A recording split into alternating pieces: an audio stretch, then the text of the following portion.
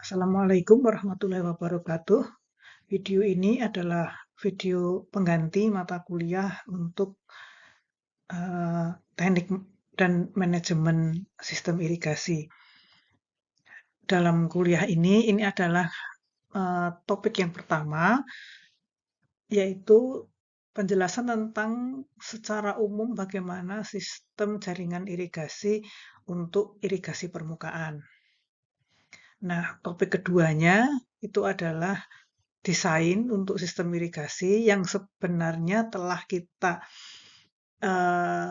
sudah melakukan kuliah itu bahkan praktikumnya kemarin sebelum UTS.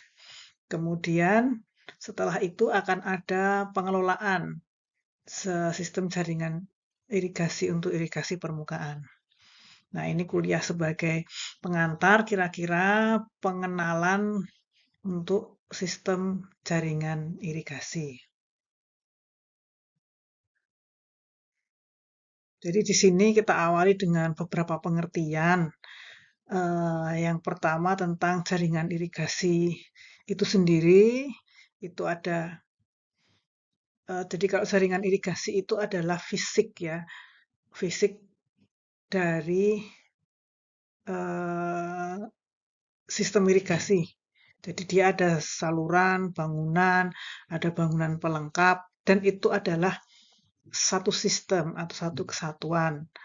Dan keseluruhan jaringan irigasi itu digunakan untuk penyediaan, pembagian, pemberian, penggunaan, dan pembuangan air irigasi. Jadi dia satu kesatuan, mulai dari bagaimana dia menyediakan, kemudian mendistribusikan, memberikan ke uh, lahan, kemudian menggunakan, dan yang terakhir membuangnya. Jaringan irigasi ini ada tingkat-tingkatannya. Ada jaringan utama. Jaringan utama itu terdiri dari jaringan primer dan sekunder. Nah, jaringan primer dan sekunder itu bagian dari jaringan irigasi yang terdiri dari bangunan utama. Kemudian saluran induk, saluran induk atau primer, saluran sekunder, dan saluran pembuang. Termasuk di dalamnya itu ada bangunan-bangunan. Ada bangunan bagi, bangunan sadap, bangunan bagi sadap, dan macam-macam dia bangunan pelengkap. Nah, tapi dia yang ada di jaringan utama yaitu jaringan primer dan sekunder. Kemudian ada tingkatan lagi jaringan irigasi tersier yang dia berada setelah sadap tersier. Dia ada sama sih sebetulnya ada saluran, kemudian ada saluran tersier, kemudian saluran-saluran kuarter, ada box bagi yang ada di tersier, dan bangunan-bangunan pelengkap lainnya, dan terakhir adalah saluran pembuang.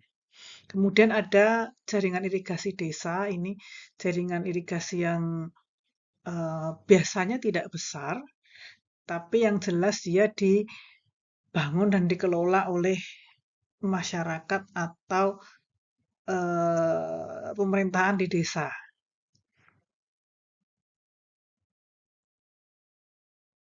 Nah, ini adalah gambaran umum dari jaringan irigasi secara sederhana. Jadi kalau misalkan ini adalah sungai yang alirannya ke sana, arah alirannya seperti ini ada bendung. Jadi aliran ada bangunan yang melintang di sungai itu untuk menaikkan muka air. Nah, sehingga airnya bisa masuk ke sini. Pertama dia akan masuk ke kantong lumpur. Kemudian dari kantong lumpur ini masuk ke saluran primer atau saluran induk. Waktu-waktu tertentu kantong lumpur ini akan dibuang, dibersihkan, dan alirannya dikembalikan lagi ke sungai. Nah, ini dari saluran induk atau saluran primer, ini ada bangunan bagi. Bangunan bagi ini membagi saluran primer menjadi 2 saluran sekunder. Ini saluran sekunder ini, kemudian di sini juga ada saluran sekunder.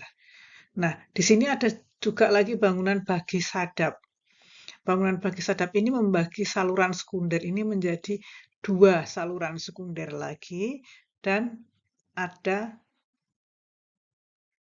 sadap tersier. Jadi kalau bangunan bagi itu hanya membagi, kalau bangunan bagi sadap itu dia membagi dan juga sadap ada sadap tersiernya.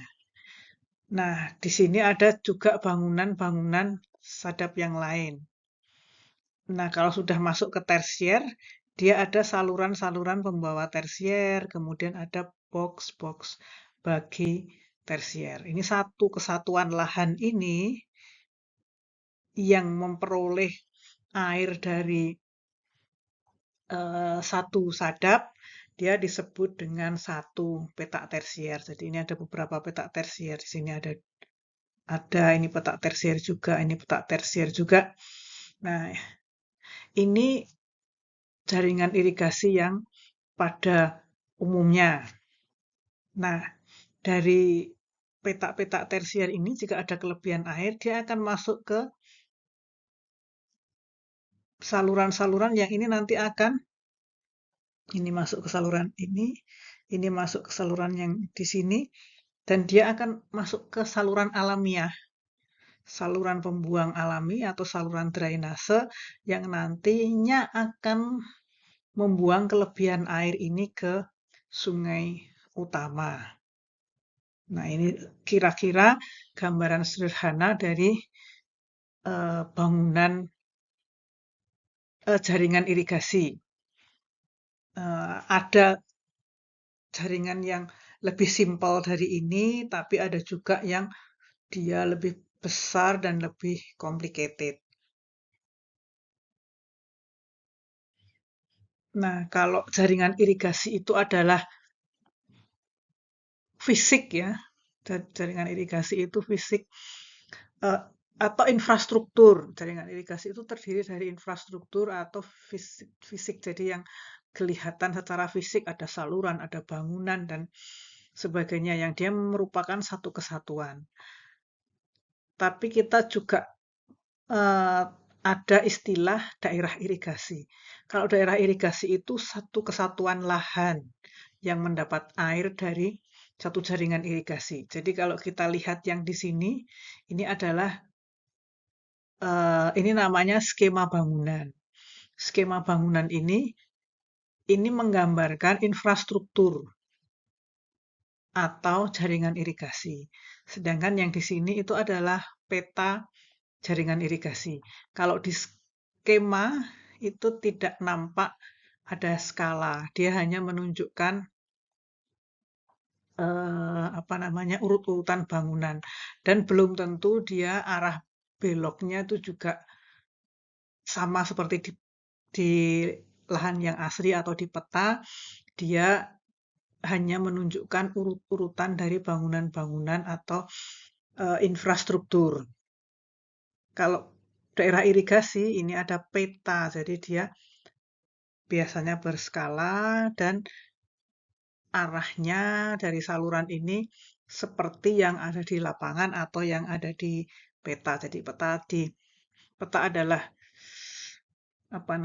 dia diperkecil dari jaringan yang aslinya, tapi ini arahnya kemudian arahnya sesuai dengan yang di lapangan dan dia ada skala.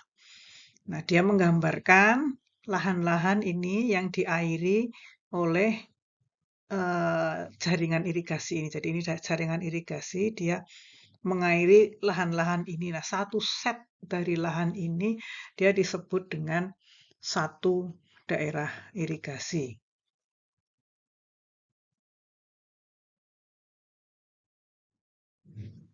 Ini kita kembali ke jaringan irigasi, itu ada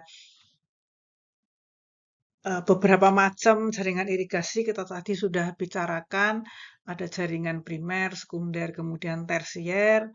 Kemudian kita juga akan menemukan ada jaringan irigasi yang teknis, ada yang semi teknis dan jaringan irigasi sederhana. Kemudian kalau kita lihat jenisnya, terutama dari sumber airnya mungkin ya, ada irigasi permukaan, ada irigasi air tanah, dan irigasi pedesaan.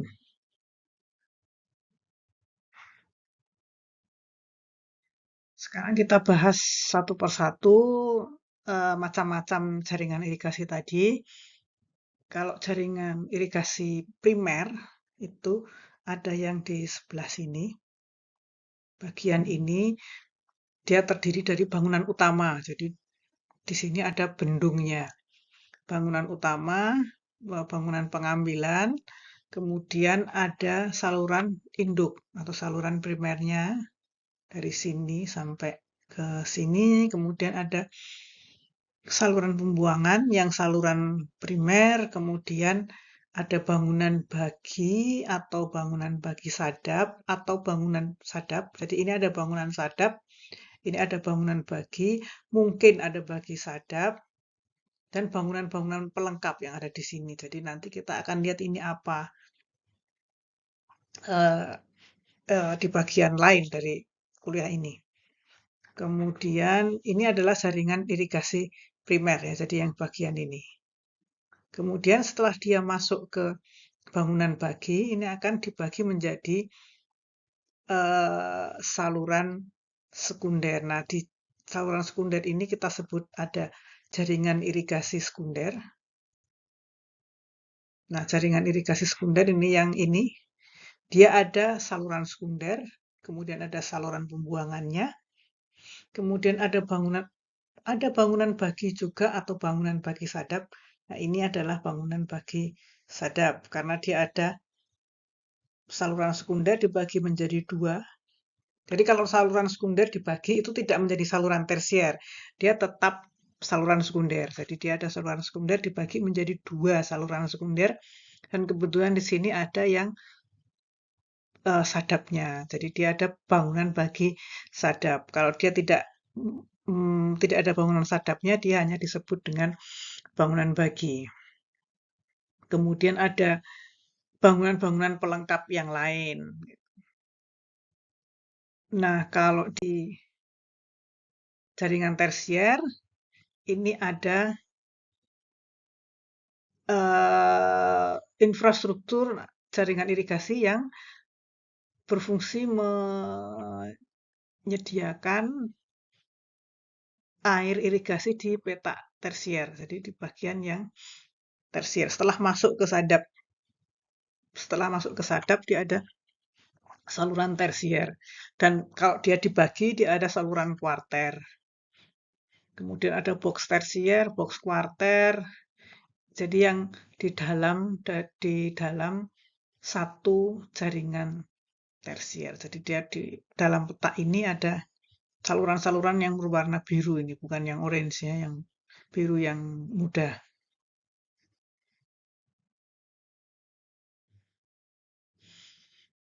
Nah, kalau secara umumnya itu jaringan irigasi yang tersier itu dia maksimalnya 150 hektar ya. Jadi tapi ini ada yang kecil juga. Jadi tergantung pada batas hidrologi dan batas topografi layanan-layanan ini pada umumnya. Jadi ini hanya patokan bahwa satu kuarter itu ada 10-15 hektar. Kemudian kalau tersier itu ada batas maksimalnya 150 hektar. Kenapa? Karena ini adalah biasanya yang mampu dikelola oleh petani. Bagi airnya itu 150 hektar itu sudah cukup sulit. Jadi dia biasanya kurang dari 150 hektar. Di daerah-daerah yang bertopografi miring, petak tersier ini makin kecil ya. Jadi ukurannya ini tergantung pada batas hidrologi, jadi aliran-aliran sungai, aliran-aliran drainase alamiah, kemudian tergantung juga pada topografi. Jadi ini kita lihat ada beberapa, ini jadi di sini ada sadap, kemudian ini ada saluran, ini bagi sadap ya, ini ada saluran sekunder, kemudian ini ada sadap yang dia mengaliri jaringan tersier ini, apa, daerah blok tersier. Blok tersier ini, dan di dalamnya ini ada jaringan irigasi tersier. Nah, kita masuk ke klasifikasi jaringan irigasi. Tadi ada jaringan irigasi sederhana, semi teknis, dan teknis. Jadi jaringan irigasi sederhana itu dia menyalurkan air begitu saja, jadi tidak diukur dan tidak diatur. Jadi dia ya dialirkan begitu saja ya, biasanya ada proporsional. Ini pada jaringan irigasi yang dibangun sendiri oleh masyarakat, kemudian jaringan irigasi yang hmm, jaringan irigasi desa gitu ya. Dia biasanya adalah diklasifikasikan sebagai jaringan irigasi sederhana. Biasanya jaringan irigasi sederhana ini tidak secara fisik, dia tidak permanen. Nah, kalau jaringan irigasi teknis, dia biasanya dia permanen. Secara umum dia permanen, kemudian pada sistem pembagian airnya dia bisa diatur dan diukur. Jadi dia ada, kita bisa pisahkan itu ada bangunan sadap, bangunan bagi sadap. Itu adalah bangunan-bangunan yang untuk mengatur eh, berapa mengatur air itu ngalirnya kemana gitu. Dan diatur itu ada pengukurannya di bangunan-bangunan itu, di bangunan sadap, bangunan bagi sadap itu ada pintu-pintu. Nah, pintu-pintu itulah yang untuk mengatur. Kemudian dia dilengkapi juga dengan bangunan ukur, sehingga dia bisa mengukur dan mengatur. Kemudian biasanya di jaringan irigasi teknis ini kita bisa memisahkan secara jelas drainase sama saluran pemberi. Jadi jaringan saluran pembawa dengan saluran drainase itu tidak bercampur, dia dibedakan. Nah, kalau jaringan semi teknis itu ada di antaranya. Dia kadang dia mampu berfungsi untuk mengatur, tapi mungkin tidak semuanya bisa diukur. Jadi dia dilengkapi dengan bangunan sadap, bangunan bagi sadap yang ada pintu-pintunya, tapi tidak dilengkapi dengan bangunan ukur. Jadi nggak semuanya ada bangunan ukurnya. Kemudian kadang-kadang saluran pembawa itu juga jadi saluran pembuang.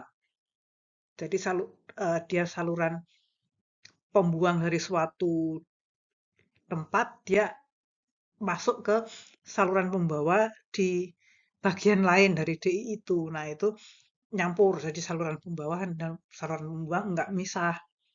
Kadang-kadang seperti itu. Jadi dia berada di antara jaringan irigasi sederhana dan jaringan irigasi teknis.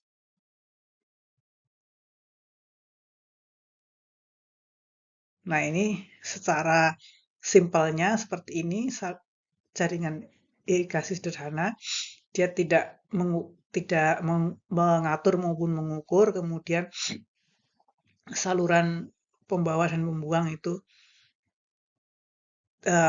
tidak dipisah. Kalau semi teknis dia dapat mengatur, mengukurnya kadang bisa, kadang tidak.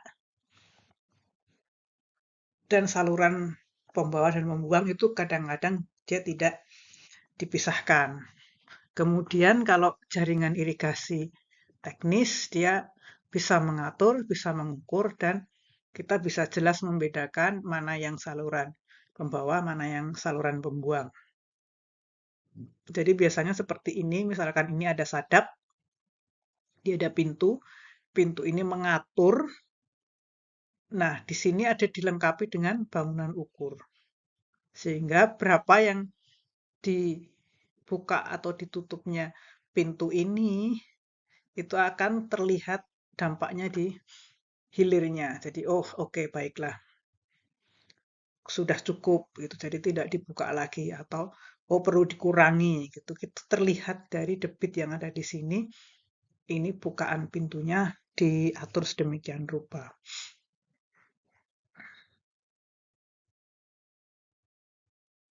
Secara skema ini seperti ini. Jadi ini pintu ini adalah gambar dari ini.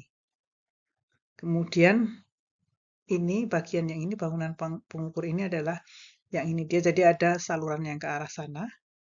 Kemudian dia disadap ke sini dengan pintu yang seperti ini. Kemudian di sini ada bangunan ukurnya. Gambar ini adalah pintu yang ada di sini.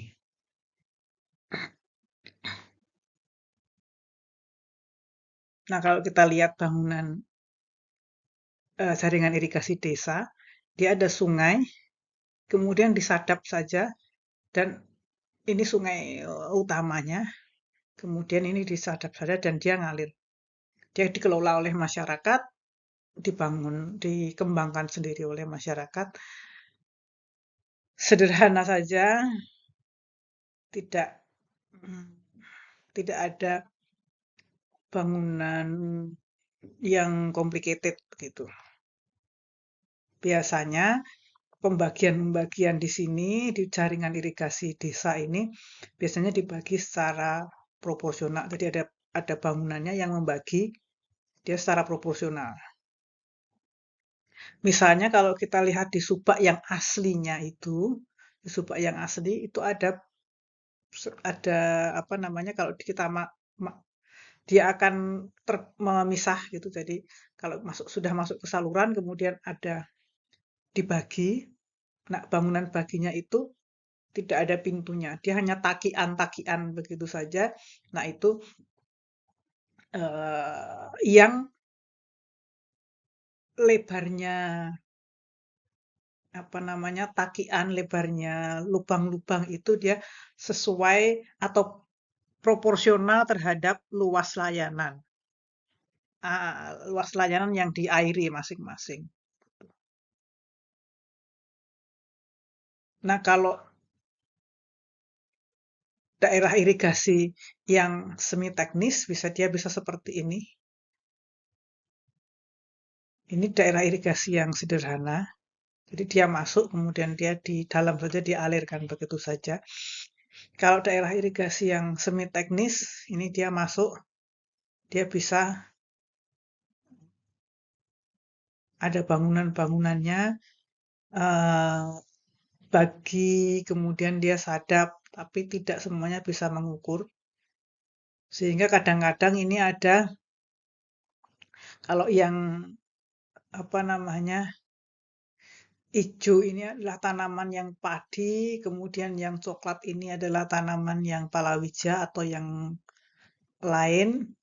Nah, ini biasanya kalau eh,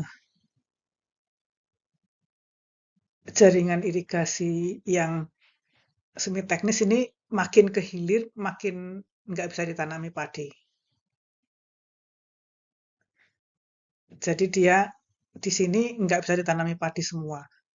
Dan di sini dia makin ke hulu, bagian yang nggak bisa ditanami padi itu makin banyak, makin ke hilir, eh, makin makin ke hulu, ini luas non padinya itu sedikit. Makin ke hilir, luas non padinya makin banyak. Nah, kalau daerah irigasi teknis itu kalau misalkan uh, karena dia bisa diukur ya. Kalau misalkan ada wilayah yang tidak bisa ditanami padi, kita bisa ambil itu rata. Jadi misalkan 50% nggak bisa diairi, nggak bisa menanam padi, maka itu kita bisa dibagi. Setiap tersier ada misalnya 50% sama. Kalau di sini tidak. Kalau di semi teknis itu tidak. Jadi kemampuannya seperti itu. Karena di sini ada kemampuan untuk dia sistemnya itu bisa mengukur dan mengatur.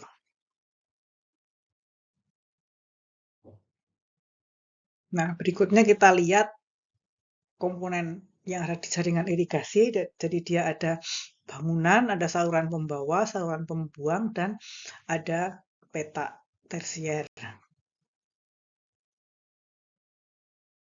Kalau ini peta, peta DI seperti ini pada umumnya bentuknya, yang diarsir ini adalah lahan sawahnya.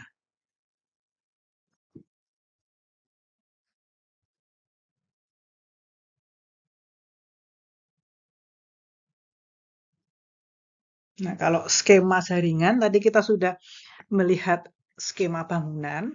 Sekarang kita belajar skema jaringan irigasi. Skema jaringan irigasi itu gambaran skema dari petak-petak yang ada di sistem irigasi. Jadi kalau kita lihat di sini itu ada sungai, kemudian ini ada bendung. Nah, ini ada saluran primer, kemudian dibagi menjadi saluran-saluran sekunder. Nah, ini sadap. Sadap ini ada gambaran petak tersiernya. Petak tersiernya ini ada nomenklaturnya. Ini ada nomenklatur.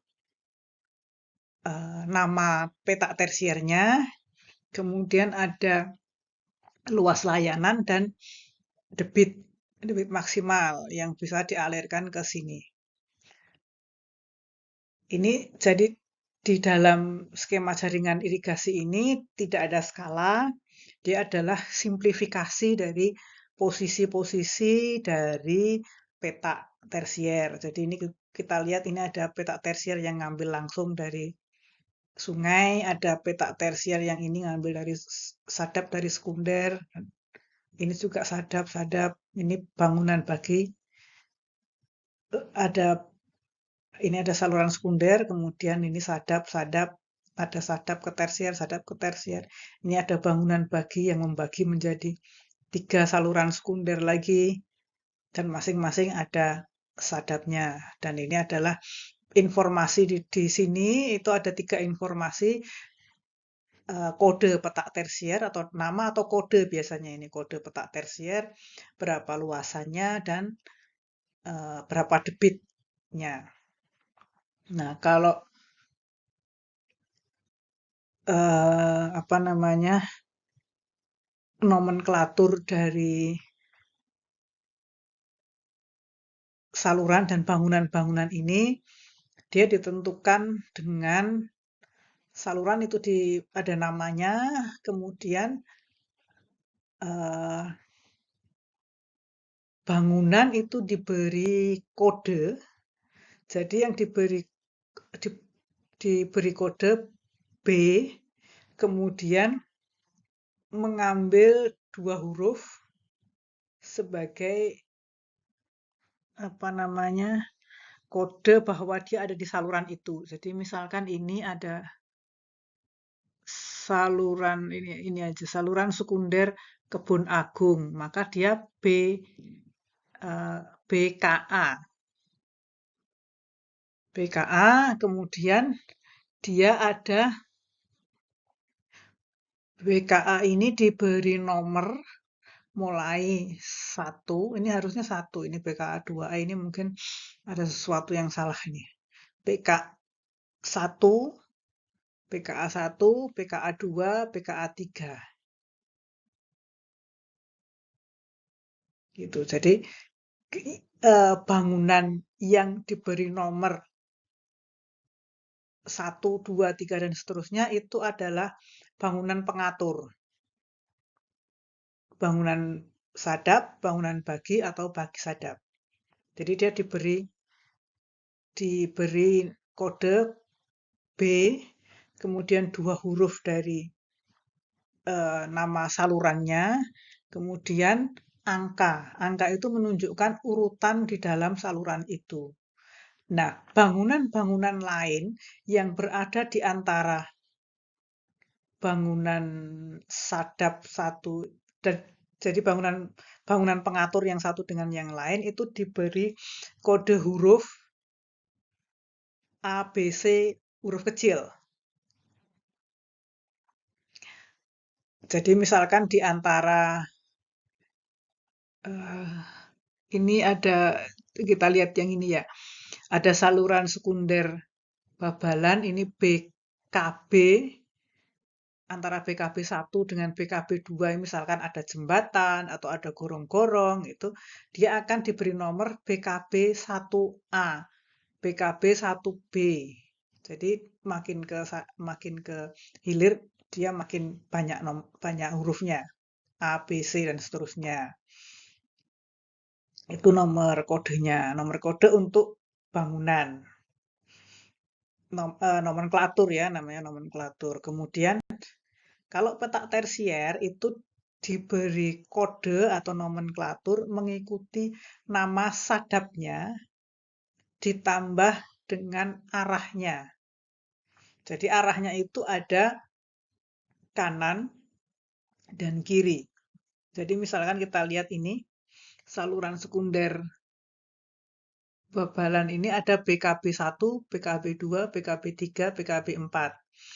Nah, ini di BKB 1 itu ada satu tersier, dia ke arah kiri, sehingga dia KB sesuai dengan PKB 1, sesuai dengan kode dari sadap ini, kemudian KI, karena dia ke arah kiri.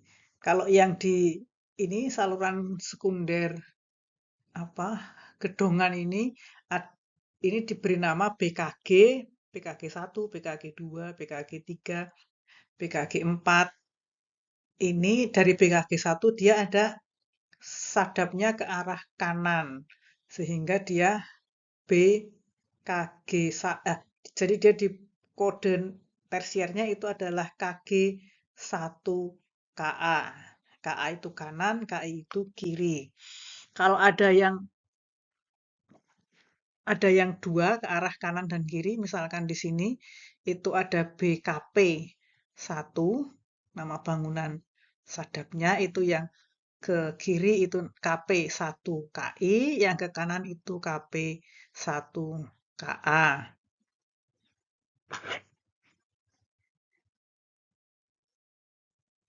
Kalau misalkan ini nggak ada contohnya ya, kalau misalkan sama-sama ke kiri, jadi misalkan di sini ada dua petak tersier yang berbeda, itu akan diberi nama dengan diberi kode dengan KB 1,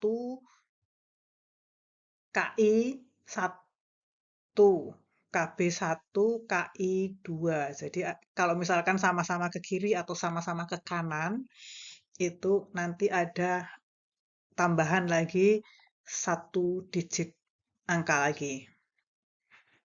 Dan dia mengikuti apa namanya, jarum jam, memberi nomor 1, 2-nya.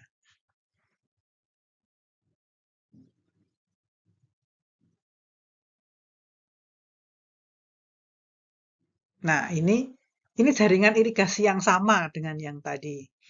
Jadi di sini ada saluran primer Kebun Agung, itu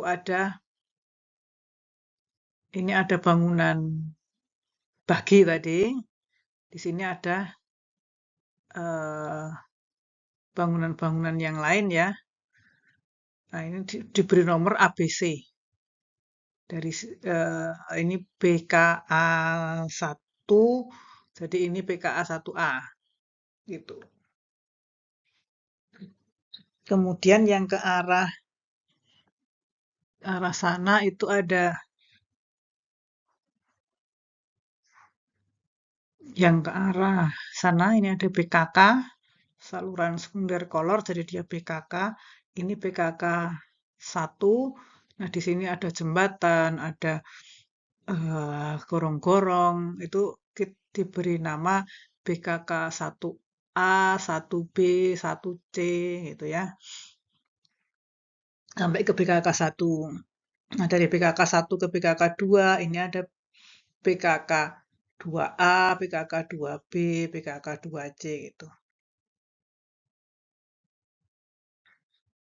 Ini adalah nomenklatur untuk bangunan. Nah, nomenklatur ini biasanya bisa kita temui di dekat bangunan itu. Jadi apa kode eh, apa nomenklaturnya apa gitu bisa dicocokkan dengan skema bangunan. Oh, ini bangunan ini gitu.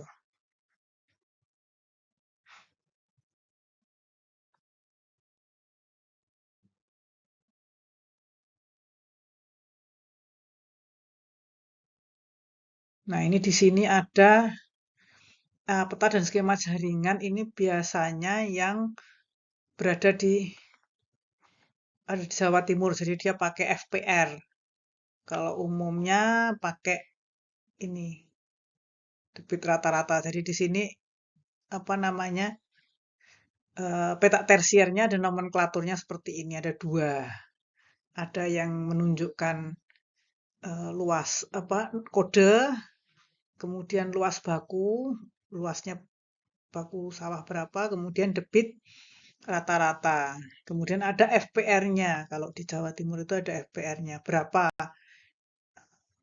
FPR di lokasi tersebut. Nanti untuk FPR akan saya terangkan lebih lanjut di bagian pengelolaan. Nah, kalau ini ada skema sosiohidro. Sosiohidro itu dia sebetulnya skema hidrologi sama ada bangunan, ada jaringan-jaringan apa tersiernya. Cuman di sini ada P3A-nya. Ada administratif dan P3A-nya. Jadi misalkan ini di sini nih ini ada apa namanya sebetulnya ini tadinya sama dengan skema jaringan ya, tapi dibikin lagi gambar yang dia tidak keterangannya itu bukan luas dan debit tapi luas dan administrasinya. Jadi peta tersier ini misalkan melayani desa atau dusun mana gitu, luasnya masing-masing berapa. Jadi bisa saja secara administrasi satu peta tersier itu melayani desa yang berbeda atau bahkan mungkin kecamatan yang berbeda bisa saja. Dan sosiohidro ini menunjukkan itu. Nah, kadang-kadang ini dilengkapi juga dengan nama P3A-nya.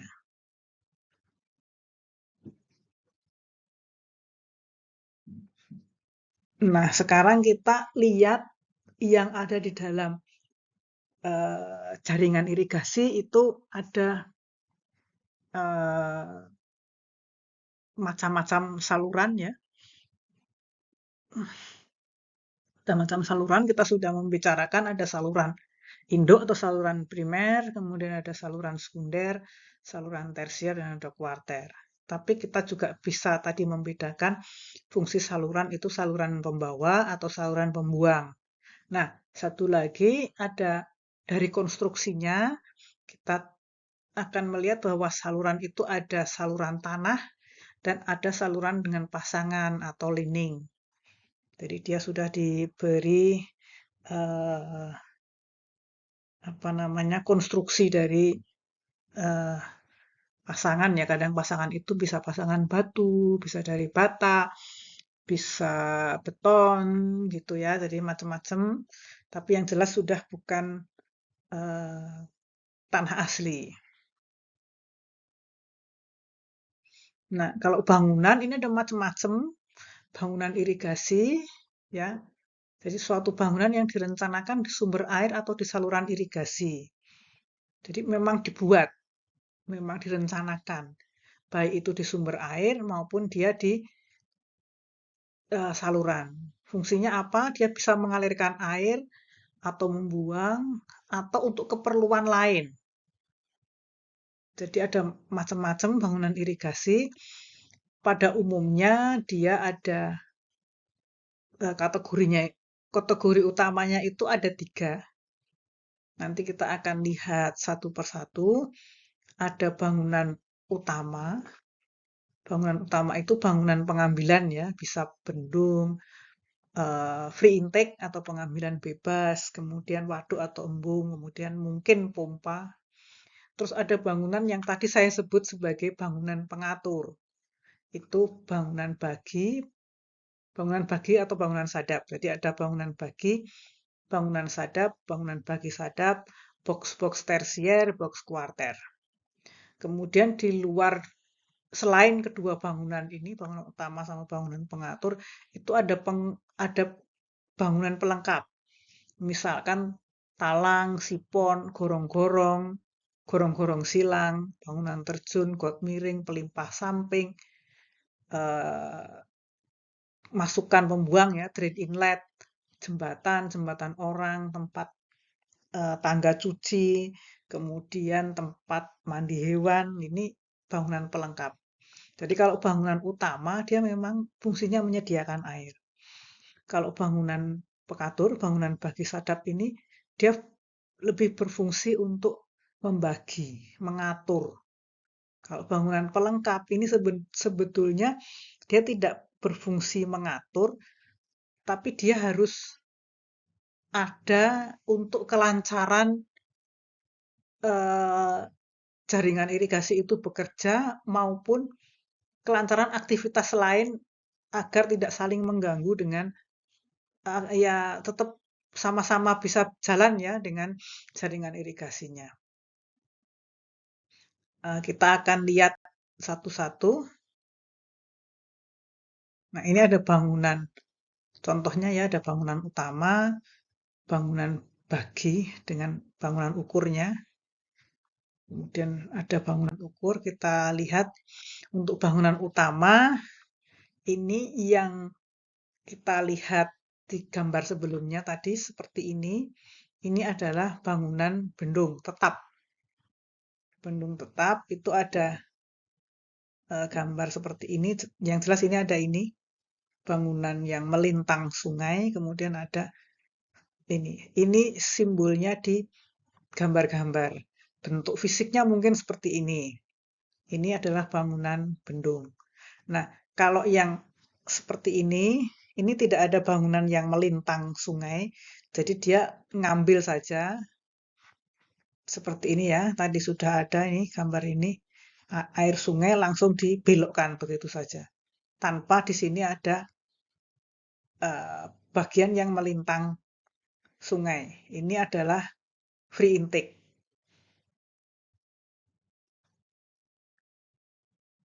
Kalau ini bendung, ini free intake.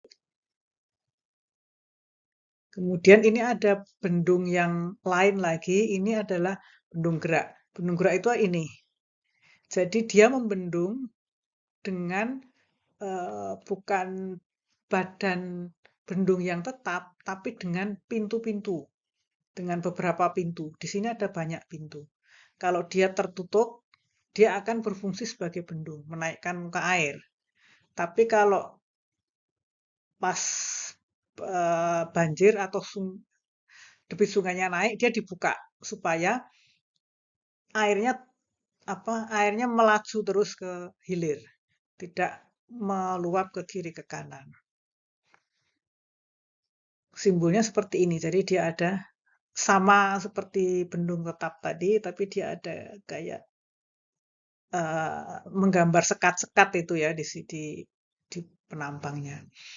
Kemudian ada lagi yang ini bagian yang melintangnya itu bolong-bolong. Di gambarnya ini, kalau di sungainya, itu bagian yang melintang sungai ini tidak dibuat permanen, tapi dia dibuat dari bronjong. Bronjong itu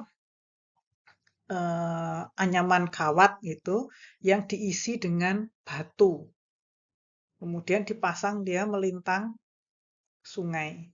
Jadi bronjong ini masih bisa air itu masih bisa menerobos melewati batu-batu itu. Jadi dia memang menaikkan muka air, tapi tetap airnya itu masih bisa lewat juga. Nah, ini kalau saluran itu ada macam-macam simbolnya. Ini sekarang sudah tidak terlalu dipakai ukuran-ukuran ini, karena ini dulu dipakai untuk menggambar di kertas kalkir yang besar, digambar pakai A0 itu, digambar pakai Rapido. Sedangkan sekarang gambar pakai AutoCAD, jadi ini bisa ketebalan garis ini tergantung mau dicetaknya seberapa. Saluran umumnya digambar seperti ini. Makin tebal, dia makin tinggi standarnya, makin tinggi posisinya. Jadi saluran primer itu paling tebal, saluran sekunder itu lebih tipis sedikit, kemudian saluran tersier itu tipis banget. Nah, kalau ada saluran yang seperti ini saluran saluran pasangan ya samanya. Di saluran pasangan itu seperti ini. Dia ada apa namanya? Bukan tanah asli tapi sudah dibuat ya pasangan. Kemudian kalau ini ada simbol seperti ini ada saluran, terus ada titik-titiknya. Ini adalah bagian yang terowongan yang lewat di bawah tanah. Nah, ini tadi kita sudah lihat simbol-simbol ini. Ini adalah simbol dari bangunan bagi. Tadi kita sudah lihat bangunan bagi seperti ini. Kemudian kalau dia titik, terus ada panahnya mengarah ke tersier, ini adalah bangunan sadap. Nah, kalau apa namanya dia bundar, kemudian ada dua lingkaran di dalam itu yang lingkaran yang apa bolong ya yang seperti ini, kemudian lingkaran yang di tengahnya itu hitam, dia adalah bagi sadap. Jadi dia ini salurannya ke arah sana, kemudian dia dibagi ke sana dan ke sana, kemudian dia ada yang disadap juga. Jadi dia saluran bagi dan sadap. Bangunan bagi dan sadap. Kalau di jaringan utama dia berbentuk bunder, logo simbolnya. Kalau di tersier dia berbentuk kotak dan lebih kecil. Ini adalah box bagi tersier. Dia membagi menjadi dua sekunder. Kemudian dia ini ada contoh box tersier dengan ada pelimpahnya. Kemudian ini kuarter. Kalau kuarter langsung dibagi, langsung ada dibagi saja, tidak ada kotaknya. Nah, sekarang ada bangunan yang lain, ada macam-macam simbol. Yang simbol seperti ini gorong-gorong. Gorong-gorong itu bentuknya, ini contohnya ya, gorong-gorong seperti ini. Ini contohnya gambarnya begini. Jadi di atasnya ini jalan, tapi di dalam ini dia mengecil. Jadi apa namanya penampang salurannya seperti ini. Jadi ini penampang salurannya seperti trapesium ini di sini. Tapi di dalam di di bawahnya ini dia kecil, lebih kecil daripada penampang salurannya. Jadi penampang salurannya segini, tapi penampang gorong-gorongnya itu segini. Ini adalah gorong-gorong. Kemudian ada lagi talang. Talang itu saluran buatan yang melintasi permukaan tanah yang lebih rendah atau melewati eh, sungai. Jadi ini ada sungai, sungai ke arah sana. Ini di bawah ini sungai. Dia menuju ke dalam, menuju ke apa dari permukaan gambar ke dalam gambar. Terus kemudian ini salurannya ini, kemudian dia melewati atas sungai itu. Jadi kayak nyebrang di atasnya gitu, dia disebut talang. Nah, bagian yang ini disebut talang. Nah, kalau lewat atas disebut talang, tapi dia bisa juga lewat bawah. Jadi di melewati sungai ini dia tidak dilewatkan di atas, tapi dimasukkan ke sini, kemudian dia keluar lagi. Nah, ini namanya sipon. Gambar simbolnya seperti ini. Kalau ini adalah terjunan. Jadi kalau apa namanya topografinya itu sangat miring, bangunan ini di kalau topografi asli lahan itu sangat miring, tetapi kemiringan dasar saluran itu harus dipertahankan pada slope tertentu yang tidak terlalu miring, maka di tempat-tempat tertentu itu diberi terjunan supaya saluran yang di sebelah sini dan yang di sini itu kemiringan dasar salurannya itu sesuai yang diatur. Di sini ini kita terjunkan. Bisa diterjunkan atau nanti ada bangunan, jenis bangunan yang lain. Nah, kalau tidak diterjunkan, itu diberi shoot namanya, atau eh, got miring istilahnya. Jadi dia nggak kelihatan ini, nggak terlalu jelas. Di sini ada, kalau terjunan itu dia tegak, kalau got miring dia tetap miring. Apa tetap seperti saluran tapi sangat miring. Dan di apa namanya got miring itu biasanya kecepatannya tinggi. Sehingga dia cuman eh, airnya yang mengalir di got miring itu aliran superkritis. Ini nggak terlalu terlihat gambarnya. Kemudian ada jenis lain pelimpah samping. Jadi ini saluran, airnya ngalir ke sana, tapi dia airnya ngalir ke sana, sorry. Airnya ngalir dari sini ke sini. Tapi ini ada bisa dia melimpah ke kiri.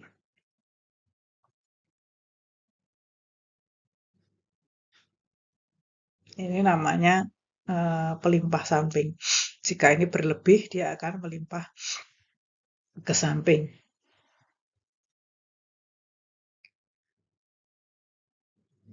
Jenis bangunan yang lain itu ada gorong-gorong silang.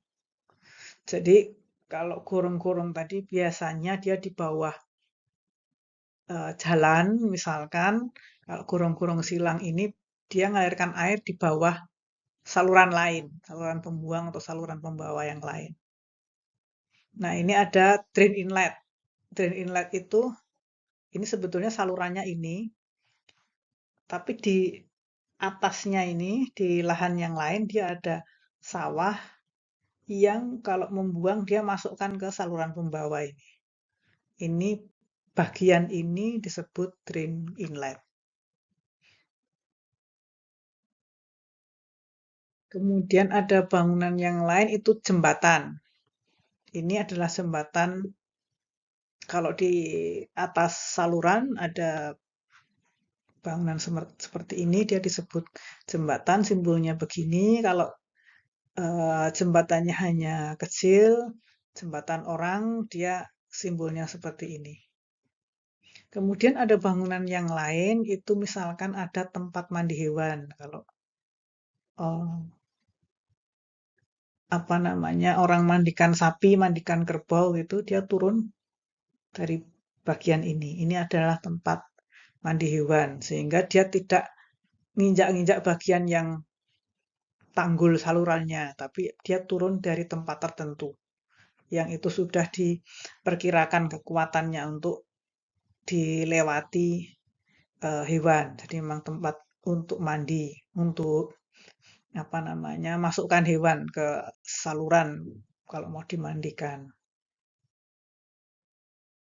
Demikian pengenalan dari jaringan irigasi untuk kuliah kali ini. Terima kasih sudah mendengarkan, memperhatikan. Selamat belajar. Assalamualaikum warahmatullahi wabarakatuh. Kita akhiri.